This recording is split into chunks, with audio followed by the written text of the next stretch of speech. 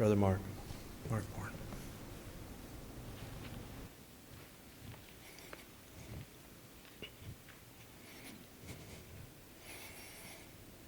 If you have your Bibles, we're going to be looking at 2 Corinthians chapter 5.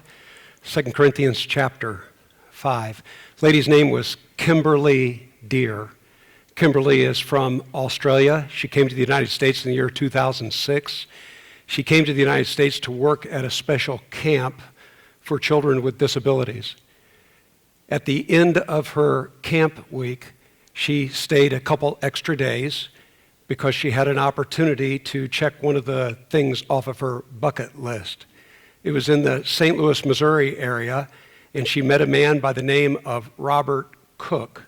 Kimberly and one of her closest friends met him at Lambert Field so that they could jump out of a plane. I have no idea why people want to do that. But anyway, that's exactly what she wanted to do, and this was the day she was going to do it. In an eerie moment before she gets on the plane, somebody is filming what's taking place, and Kimberly introduces Robert. Robert has had 1,700 successful parachute jumps. And as she introduces him, she said, "This is the man who's going to save my life." After they made sure they had all their gear and they were ready to go, they got it on the plane at Lambert Field and they took off. But before the plane reached altitude, there was a terrible explosion, and everybody knew this can't end well. But what happened on the plane was Robert, knowing that within a second or two, they weren't high enough they could jump out. Within a second or two, they would crash. He quickly turned to Kimberly and he grabbed her and he said, "Hold on to me. You're going to be okay. Hold on to me. You're going to be okay." And that's exactly what she did. She grabbed hold. And you know what? She survived. A few bruises, some scrapes. She did have one cracked bone, but she lived. And you know why she lived?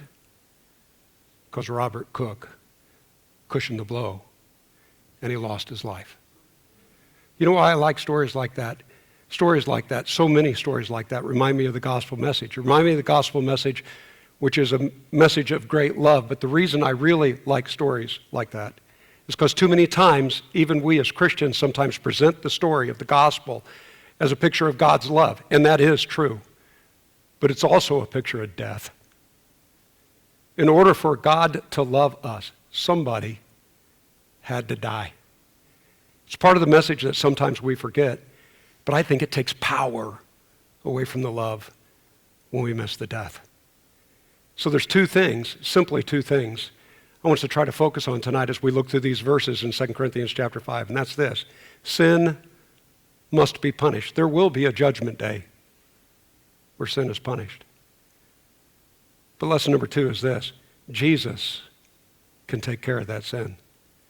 He's the only one who can take care of that sin. Think about those two simple, basic points as we read these verses together. I want to start, the first few verses of 2 Corinthians chapter 5 talks about the fact that we're all going to die. And he talks about our death, but I want to pick up reading here in verse 9. After talking about the fact that we're going to die, he says, "So we make it our goal to please him, whether we are at home in the body or away from it. For we must all appear before the judgment seat of Christ, so that each of us may receive what is due us for things done while in the body, whether good or bad." One of the basic points that he's making here, and I don't have time to go into detail of this, but I want us to get the background because this sets the background for the next several verses. But the point is this, there's going to come a day where the soul leaves the body, where we die. And guess what we have to look forward to after that? There will be a judgment day. And notice what he says next in verse 11. Since, some translations say therefore, based on the fact that there will be a judgment day, we know what it is to fear the Lord. Therefore, we try to persuade people. This word, when he says fear the Lord, a lot of times when we read the word fear, and we're talking about fearing God, I don't know if you tend to do this or not, but I tend to translate that as respect. And it does usually mean respect. Take God seriously. But there are too many times in the Bible where it not only talks about the fear of God, it says fear and trembling. In other words, this is something that ought to grab us. And I think, in a sense, it ought to be chilling. You know why? Because when we stand before the judgment seat of God, there's not going to be any, hey, I was just kidding, everybody gets to come in. Oh, no. Oh, no. You know, Jesus in the Sermon on the Mount, in Matthew, the 7th chapter, says there's going to be many people who say to me on that day, Lord, Lord, did we do mighty deeds in your name? Didn't we cast out demons in your name? Didn't we speak on your behalf? And he's going to say to them, and by the way, when you listen to those things that he says, people are going to say to him, what does that sound like? Does that sound like somebody saying, well, I tried to be a really good guy, you know, I tried to do more good than bad? No. We're not talking about people who are trying to plead their case that I was a good person. We're talking about religious people, aren't we? Somebody who talked on behalf of Jesus, somebody who cast out demons, somebody who did many mighty works. We're talking about religious folks. They're going to be standing before the Lord someday. And what did Jesus say he's going to say? He's going to look at them plainly and say, I don't know you. I don't know you. Listen, the reality of the fact that there will be a judgment day ought to be something that grabs us.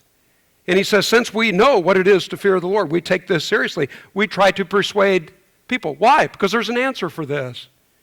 He says, what we are is plain to God, and I hope it is also plain to your conscience. Next couple of verses, he's going to go ahead and he's going to say, I just want to explain myself to you, but you know what? Look what he says down here in verse 13. If we're out of our mind, as some say, it is for God. The point he's making is this. If people think we're crazy for taking a stand like that, he says, you know what? I'm all right with that. The illustration that comes to my mind is this. If you're really a good swimmer, right? Just pretend if you're not. But if you are, pretend you're a really good swimmer and you're by a swimming pool or by a dock or someplace where somebody's fallen in the water, right? And the way they're thrashing around, it's obvious they don't know how to swim, and it's obvious that they're going to go down, right? But you're a really good swimmer. So what are you going to do? Naturally, you're going to jump in and help them, right? Or are you going to stop and think, oh, well, man, what's going to happen to my clothes? They're all going to get wet. No, you don't think about stuff like that at a time when somebody's life is on the line. Do you understand what I'm trying to say? You know what the Apostle Paul is saying here? If people think I'm nuts, that's okay. You know why? Because there's something bigger going on here. It's the exact same thing the Apostle Paul says over in 1 Corinthians, the 4th chapter. It's a passage I love. The first several verses of 1 Corinthians chapter 4, the Apostle Paul says, you know what? I finally learned the lesson that I don't care what you think of me. I love that lesson. I'm constantly trying to learn that lesson, right? I really don't care what you think of me. But here's why I love the passage so much. After he makes that statement, he says, I also don't care what I think of me. It really doesn't make a difference. You know why? Because sometimes you feel really good about yourself when you shouldn't. Other times you feel really bad about yourself when you shouldn't. He says the only thing that matters is being faithful to what God says. That's kind of the very thing that he's emphasizing here. Listen, this is so important. Everything else pales, right? What is it that's so important? We're all going to stand before the judgment seat of Christ. And only Jesus can take care of those sins. So let's pick up reading here in verse 14. After he talks about, I don't care if people think I'm out of my mind or not, he says in verse 14, for Christ's love compels us, because we are convinced that one died for all, therefore all died. And he died for all, that those who live should no longer live for themselves, but for him who died for them and was raised again. Now, I want us to spend a little bit of time thinking about these verses, but before we do, I want to answer a very basic question. Why all the talk about death? You know, why Romans chapter 6, verse 23, the wages of sin is death? Why is he talking about Jesus had to die in order that we might not die? Why is sin such a big deal? I know that at one level we all know it's a really big deal, but I want us to think this through. There are two really big reasons the Scripture gives as to why sin is such a big deal and why it must be judged. Reason number one is this, because sin is that bad. This is not the biggest reason, but it is a big reason that sometimes we don't think about. I was reading a book a few months ago, and it's written by a guy named Ben Shaw, and he was telling an experience that he had when he was in Bible college. He's sitting in the middle of a class. It's an Old Testament class, and they're going over a passage, one of those particularly gruesome passages where a lot of people are being killed. God tells them to go in and wipe out these people and don't leave anybody. And as they're going through this passage in this Bible college class, one of the students in the back of the class raises his hand, and the professor notices his hand. He calls on the student, and he says, what are you concerned about? He says, I I thought God was a God of love. You know, what's all this killing all these people? How does this fit in with God being God of love? And he said he can remember well his professor, takes off his glasses. I'm not taking off my glasses. I couldn't see if I did. But his professor takes off his glasses, kind of sets the note aside. And here's what his professor said to him, to the whole class, concerned about all this anger that they saw, the wrath of God. He says, many of us have real problems with an angry, vengeful God because we live in developed countries of the West. In the affluent West, we tend not to see the pain and suffering and injustice on the scale that others do in some parts of the world. In some parts of the world, life is so difficult because of an awful dictator or brutal war or corrupt government. Situations like that just about all people long for and pray for is justice. I'm going to read the rest of his quote in just a minute here. I don't know, every time I read this, though, it makes me think of a young lady named Yunomi Park. Do you recognize that name, Yunomi Park? Yunomi Park was a teenager, just barely a teenager, when she got out of North Korea. Eventually, she was able to tell her story. And if I had time, I don't. I just want to give you just a sampling here, though. She said day-to-day life for her and her sister. They were responsible to go down to the creek. You know why they had to go down to the creek? Because they didn't have any running water in their house. You know, when the North Korean government puts out the fact that life is good in North Korea, it's such a lie. She said everybody lives not just without electricity, they live without water. You got to have water to live. So she and her sister, when they weren't looking for water, they were looking through the woods for bugs or anything possible that they could eat and consume. It was just, it's a horrible thing to have to listen to.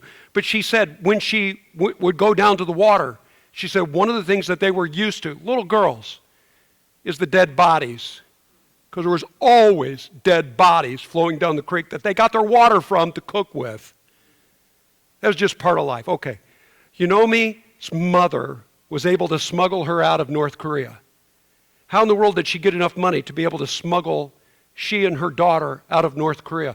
Well, it turns out the reason she was able to do that, the person, the broker, whatever you want to call him, who got him out of North Korea, turns out he was a sex trafficker.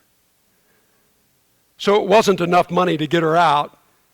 It was just playing into his hands because he was going to turn around and sell her to a group of villages on the bordering area of China that didn't have enough women, and so they're going to share that little girl with all the men in the community. Anyway, the reason I'm telling you this story, just one part of her testimony. Her whole testimony just brings tears to my eyes.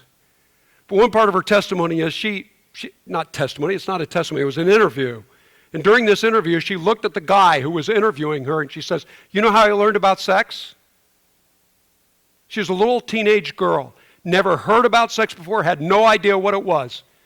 But when this guy who was taking them out of North Korea, when he got him out of North Korea, he turned and was going to rape her.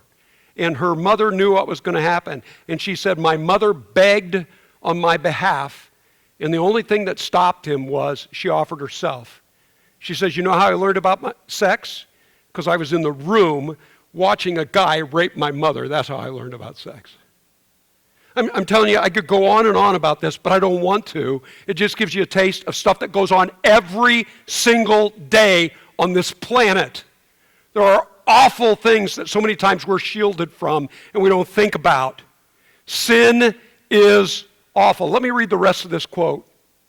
He says there are people who just long for justice and pray for justice. Their prayers aren't about passing some exam or hoping God would stop the turbulence on a plane. They're pleading with God to bring about justice, and appropriately so. You know why? Because sin is bad.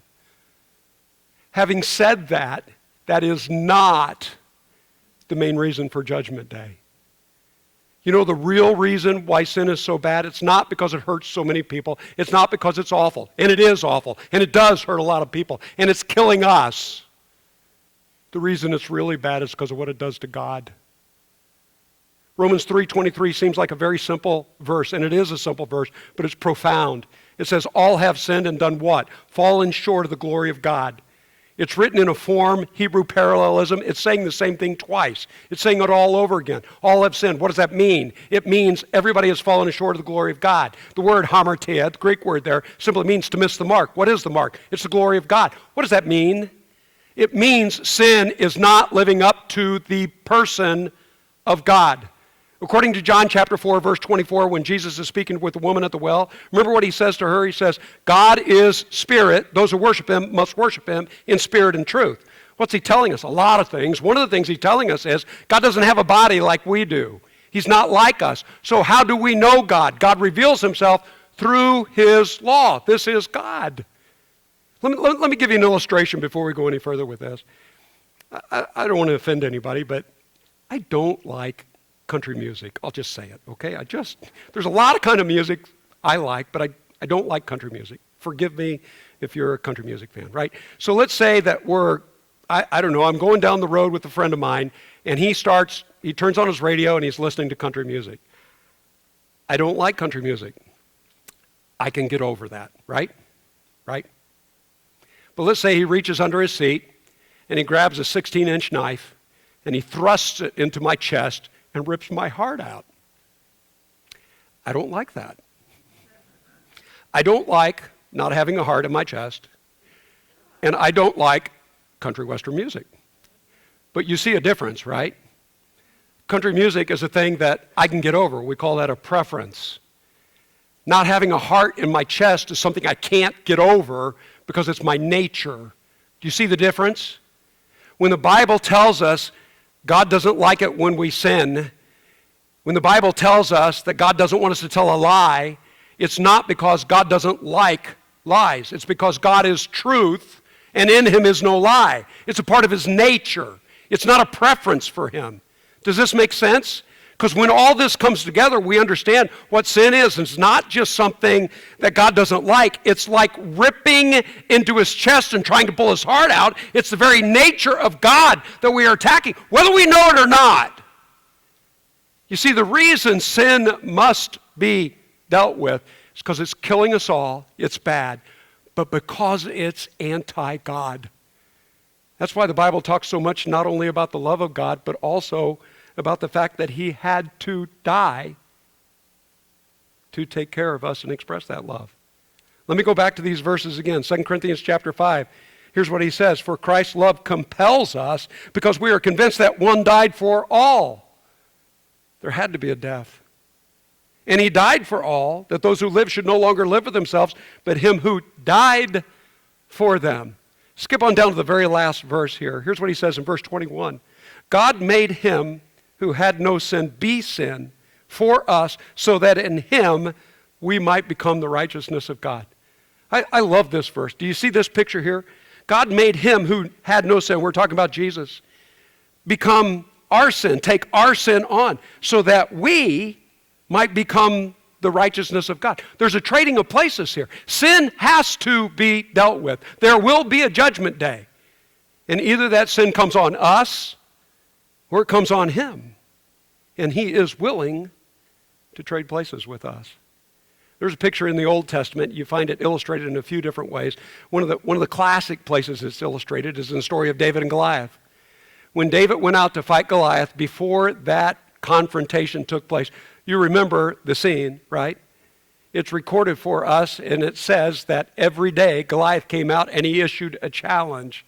This challenge they would have referred to in ancient times is the challenge of a champion. And the way it worked, and everybody understood this back in that day, the way it worked was this. You put forth your best guy, we'll put forth our best guy, and they will have a competition. And so many times we think of it like watching a basketball game or something like that. We think about a competition. If our guy wins, yeah, that's great, we feel good. If our guy loses, oh, that's no good, we don't like that. That's not what we're talking about. Competition, especially in the battlefield in ancient times, was this. The person who went out there and fought on your side was not fighting for you, he was fighting as you. Very important distinction, because everybody understood this. If our guy wins, we win, right? They're going to lay down their arms, right? And the battle's over. That way a whole bunch of people don't have to lose their lives. They become our slaves. They become our, we win, and they belong to us now and all their possessions, right? But if our guy loses and their guy wins, then that means we have to lay down our arms. We've all agreed to this ahead of time. So what goes on in that particular one battle of one-on-one involves all of us. They're not fighting for us, they're fighting as us. Well, the Hebrew author picks up on that and uses this very word that describes that idea of the championship when he says Jesus is the champion and perfecter of our faith. You know what that means? That means when Jesus went to the cross, he didn't go to the cross for us, he went to the cross as us. If you hang in there with me for just a minute, think of it this way. Jesus didn't die for you, he died as you. Do you understand the difference? Think of it this way. Maybe this will work. Let's say you're in jail. I don't know why, but you're in jail, and it's the crime you committed deserves 1 year term as far as incarceration goes. 1 year, right? But you're sitting in jail for 1 year before your case comes to the court, right? So you've been sitting in jail for a whole year, and there you are, and your case is being presented, and the judge is going to make a decision whether you're guilty or innocent. Well, here's the deal. Whatever the crime was, if you're found guilty, that'd be 1 year, right? You've just been sitting in jail for 1 year. So here's where you're sitting.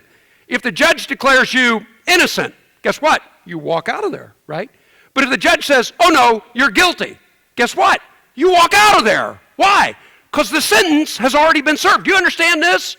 When Jesus died as you, it doesn't make any difference on Judgment Day if God says, you are guilty. You know why? Because you are guilty. But he already died for you, so the sentence has already been served. Guy's name's Pietro. Pietro was contacted to do a job by Mel Gibson. He was hiring a bunch of Italian actors to play in The Passion of the Christ. Pietro was the man that he picked to play the part of Barabbas. And you remember the story of Barabbas. Pilate is thinking to himself, trying to get out of this situation, if I just bring somebody out that they'll want to kill, then I'll finally be able to let this innocent man go. In fact, he doesn't even present Barabbas to the crowd till after he has had Jesus flogged. Again, I don't purposefully want to do this, but I really do want to get a picture in your mind. You know, even in the Passion of the Christ, they did a pretty good job of showing the gruesomeness of what Jesus had to go through, but they didn't do nearly enough. You know, Josephus, one of the Jewish historians, tells us that many people never survived the floggings that the Romans gave. He said that literally they would remove so much flesh that internal organs would fall out of their body. It's the prophet Isaiah who tells us it wasn't just the crown of thorns that was put on his head, they ripped his beard out. It was a gruesome thing. It had to be to behold. And they did the best they could in that movie. And when Pietro plays the part of Barabbas, here's the thing that Mel Gibson did. He said, I'm not going to let you see anything until you actually play the part, and we're filming. So he had no idea what Jesus looked like. And when he finally came on the scene and they started the cameras rolling, he looked. It really had an impact on him. How much of an impact did it have? Pietro, after playing that scene, couldn't get it out of his mind. And it wasn't too long afterwards that Pietro became a Christian because of what he saw there. What did he see? Did he see the love of God? Yeah, he did. But did he see the awfulness of sin? Yeah, he did. In fact, I don't think you see the love of God until you see the awfulness of sin. He didn't die for you. He died as you. Sin will be judged. But Jesus can take care of that sin. In Galatians chapter 3, verse 27 says, as many of you who have been baptized into Christ, you have put on Christ. You know what that means? The sentence has already been served for those who are in Christ. One more passage. Gospel of John, chapter 12, verses 47 and 48. Jesus makes a statement that sounds so much like what he said back in chapter 3. He says, I didn't come to judge the world, I came to save the world. That's verse 47. But here's what he says in verse 48. After saying, I didn't come to judge, I came to save. He says, there is a judge. The very words that I have spoken will judge them on that day. Do you understand what Jesus is saying? He doesn't want anybody to be lost. How many times does the Bible have to say that? God is not willing that anyone should perish. He came to save people, and he made that possible by laying down his life.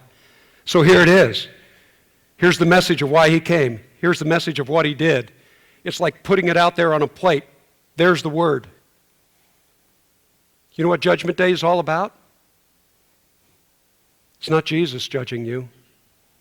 He's already done it. In reality, Jesus is saying, you are your own judge. Because whether you responded to my message or not, that determines what Judgment Day is going to look like for you. The very words that I have spoken. Sin will be judged. Jesus came to take care of those sins. But it's up to you. There is a real biblical sense in which, right now, can be your judgment day. Because the very words Jesus has spoken, it's up to you what you're going to do.